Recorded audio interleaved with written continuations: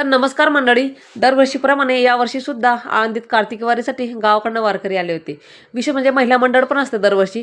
तर काही महिला दर्शन करण्यासाठी दारीत थांबले, तर काही महिला भजन कीर्तन ऐकायला गेले. जे पुरुष मंडळी आहेत ते बट्टी करण्यास मदत करत आहे. आमच्या खानदेशातली स्पेशल डिश आहे.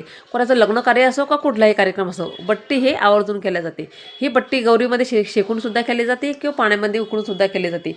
विशेष म्हणजे सगळे वारकरी मिळून जो स्वयंपाक बनवतात एकत्र म्हणून त्याचा आनंद खूप वेगळाच असतो. आणि हे माऊलींच्या समाधी सोहळ्यापर्यंत इथं थांबलेले असतात. प्रत्येकजण भजन कीर्तनामध्ये दंग असतं. तहान भूक कोणाला लागतच नाही, पण प्रत्येकजण आवर्जून सगळ्यांसाठी मदत केली जाते.